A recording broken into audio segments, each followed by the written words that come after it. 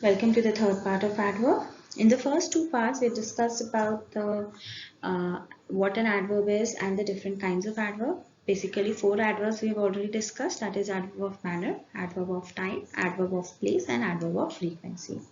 Today, we'll discuss about adverb of degree, interrogative adverbs, and adverb as modifiers. Now, adverb of degree tells us about the intensity of the action or the extent of the verb. It answers the question how much and how far. It also answers the question how, but in a calculative way. It doesn't answer the question how in the way adverb of manner does. Adverb of manner tells us about the manner of the action, but in adverb of degree, it tells us how much, to what extent. So, the position of adverb, yes, the position of adverb of degree is that these adverbs, that is adverb of degree, they are placed before the word that is describes. Suppose it is describing a verb in a sentence, then it will be placed before the verb. If it is describing an adjective in a sentence, then it will be placed before the adjective.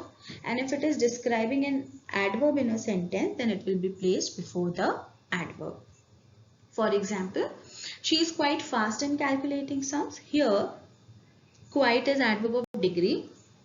It is describing the adjective fast. So it is placed before fast. In the second one, the cuckoo sings very melodiously. Here, very is adverb of degree. It is describing the adverb melodiously. And that is why it is placed before the adverb melodiously. So, if I ask the question, how melodiously? Very melodiously. So, here, very is not telling me about the manner.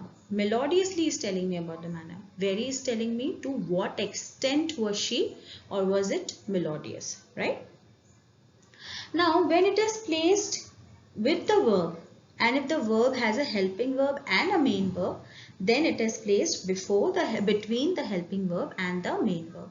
If there is only one verb in a sentence, then it will be placed before that verb. But if there is a helping verb and a main verb, then it will be placed between the both. Like I had almost finished writing when he entered. So here almost is between had and finished, because had is the helping verb and finished is the main verb. So next is interrogative adverbs. Now interrogative adverbs are the words, the WH words and how. All these words are interrogative adverbs, but it should come in an interrogative sentence and it should answer the question related to time, place, frequency, manner, quantity, reason of an action, etc. So how, where, when, how many, how much, how often, how long, why.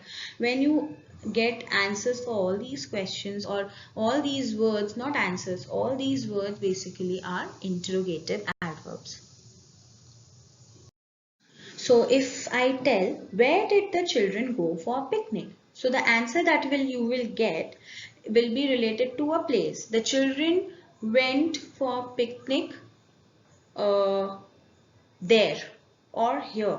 So here it is telling you about the place. So where will be your interrogative adverb. When will the meeting be held? So when is telling you about the time. So when is interrogative adverb. Now position of interrogative adverb. It is placed at the beginning of a sentence. Yes, always it is placed at the beginning of a sentence and it should be followed with a verb and then a subject. So after this you cannot write anything else. It has to be followed by a verb. But in interrogative adjectives, if you remember, it is followed by a noun. But interrogative adverbs are followed by a verb. So let's look at the examples. The first one we've already done. Second one, how is the girl performing in academics? How is manner. You remember how answers manner, adverb of manner. So how is interrogative adverb. How well do you know her? This is degree, interrogative adverb of degree. How often do you go for shopping? How often is interrogative adverb of frequency. So first and foremost, it should be either a WH word or how well, how often, how long, and it should ask the question related to place, manner, time, degree, frequency, reason, etc. And it should come in an interrogative sentence. And the most important thing, it comes at the beginning of the sentence and it is followed by a verb and then a subject. Now, adverbs as modifiers. What are modifiers? Modifiers are the words or phrases that describes or that adds information about another word or phrase in a sentence. So if we say adjective is a modifier, yes, because it adds information to the noun or pronoun. Similarly, adverbs are also modifiers. Why? Because it adds information about the verb, about the adjective, and about another adverb in a sentence. So it modifies, we know it modifies a verb in a sentence either, or it modifies an adjective in a sentence or another adverb in a sentence. So adverbs act as a modifier as well. Let's look at the example. The train is running punctually. So here punctually is a modifying verb, that is running. It is modifier, adverb as modifier. So in the next sentence it is Tom is very tall. So very is describing tall or adding information to tall. How tall? Very tall. Tall is adjective. So here it is modifying an adjective. And in the third sentence, the woman is almost there. So almost is describing another adverb, that is there, which is adverb of place, right? So almost is modifying adverb. So yes, adverbs act as modifiers as well. So this brings us to the end of this topic, adverbs and different kinds of adverbs and their position.